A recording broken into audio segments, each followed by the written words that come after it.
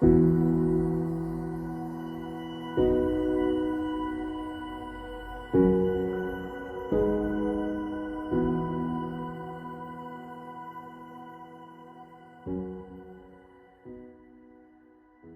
the last 3 years, since 2016, First and Offer undertook with the partners to begin to work in a different way.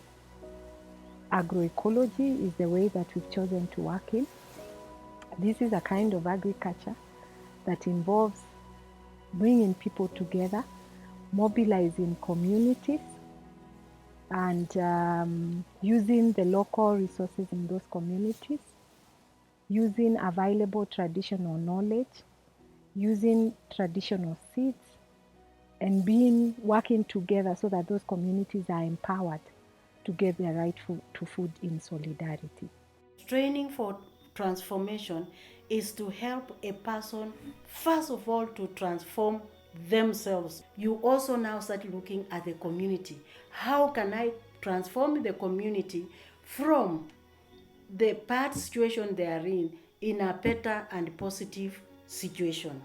They have to talk for individually, themselves, and look at their situation so that they can now start saying what thing would they like to change in that community. The other principle also that touched me is reflection.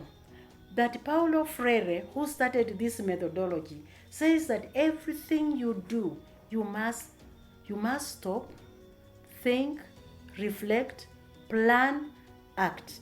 And I've used these principles in all the trainings, and I see the impact, I see the change in the people. In the manner we work with the farmers is we prepare the partner organizations by carrying out every year training twice a year. And the training is normally focused on practical methods of carrying out agroecology. It's about training for transformation, preparing the partner organization teams to be the change makers in their communities.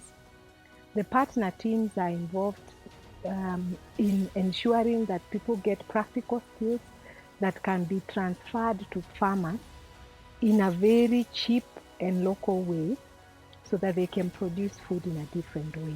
We're doing this training so that we can empower the groups that are already here, and I'm here to teach them how to do biointensive. Biointensive is a closed system whereby you use the 8 principles. You have to have your own seeds, so you have to do deep digging, you have to do composting, you have to grow calorie efficient crops, you have to have carbon crops. These are crops that give you a lot of biomass and also give you energy when we eat. We have to have open pollinated seeds. Katika kilimo hai tuko na mambo ya kutengeneza mbochi. Mkulima tutamfunza jinsi ya kutengeneza mbolea ya kiasili ambayo itatosheleza mahitaji ya mchanga, ambao huo mchanga utaweza kupatia chakula mmea zetu.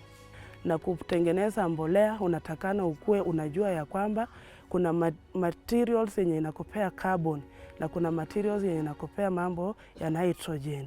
Ukitengeneza mbolea unaanza na kuchimbua mchanga hapo chini ikuwe nyepesi.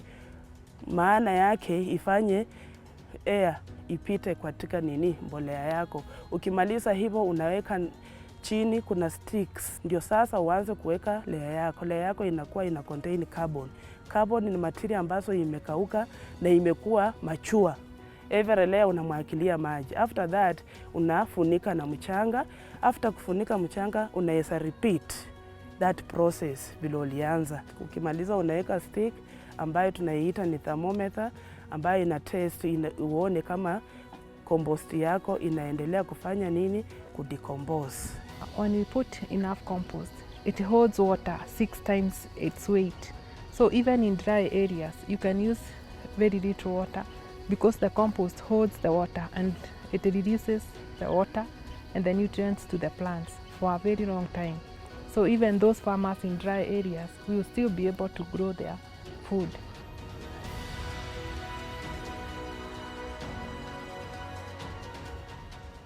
I've also taught diet designing.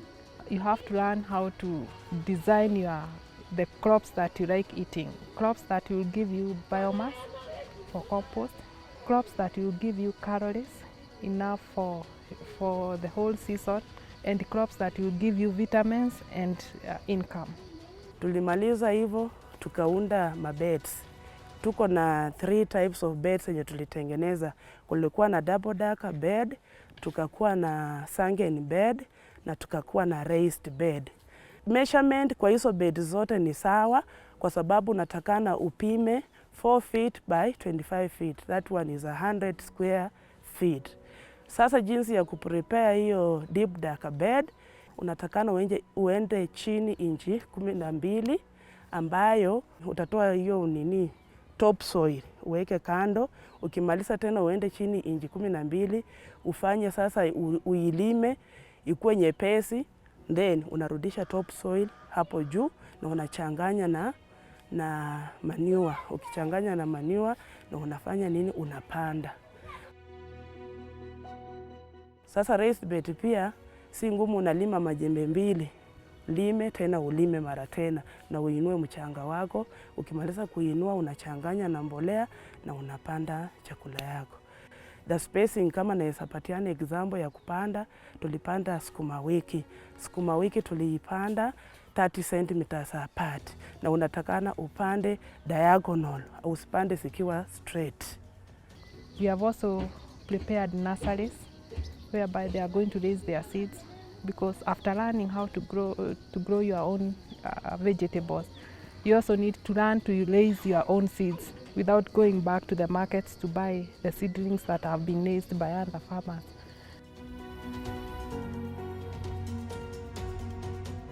The participants have gone through topics such as the functions of forests, especially right now as we think about how forests can help us mitigate against climate change, and the role of forests and trees, especially in nutrient cycling and precipitation functions.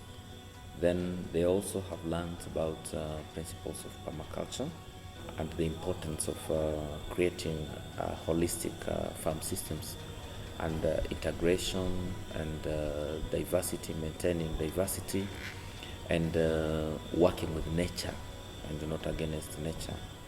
And they also have been learning about the different layers within a forest ecosystem, so that we can have an increased coverage of the food forest farming system. Agroforest ni kuchanganya miti na mimea, na miti zenye unachanganya si miti ambazo zitadhuru mimea yako, lakini ni miti zile ambazo zina uhusiano mzuri na mimea yako.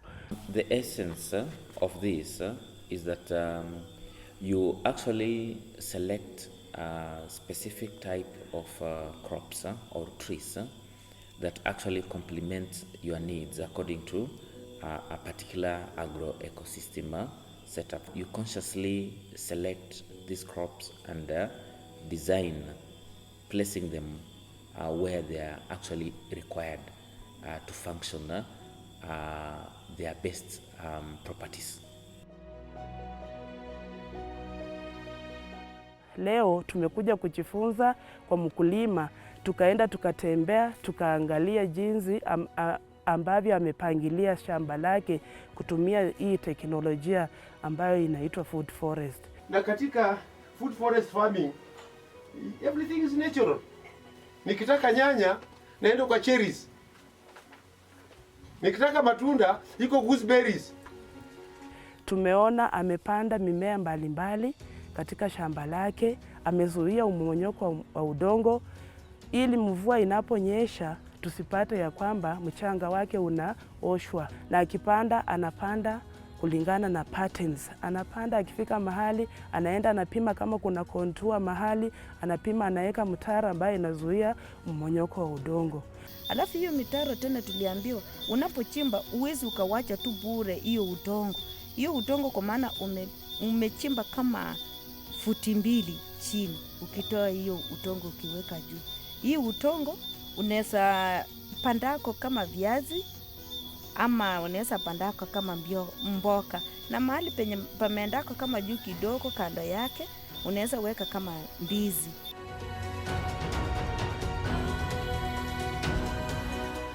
Kwa hii karakana tumekuwa ya wiki mbili, tumekuwa tukifundishwa vile tunaweza kwenda kwa jamii kuwaelezea vile wanaweza kujiunga pamoja, ili ndio waweze kuwa wanafunguza gharama ya kazi ya kufanya wakiwa pamoja.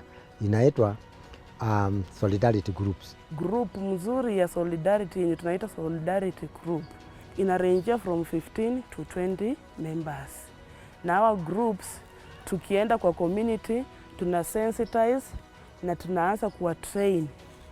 Tunawatrain mambo ya constitution, wajue constitution yao yenye itawalidi, yani rules zenye zitawaguide watakapokuwa wanaendelesha kazi yao. Tutasaidia wakulima wetu wao wanaweza kuendelea na mbele, wajitegemee kwa chakula, wawe wamepanda miti, ili ndio wangalao hii hanga ipandilike. It's very important if farmers can adapt food forest system, then they can liberate themselves and ensure that they have sustainable food system. Yule mtu ambaye ana ile kitu kinaitwa food security ni yule mtu anaweza fungia kwake alafu akakaa hapo bila kufa.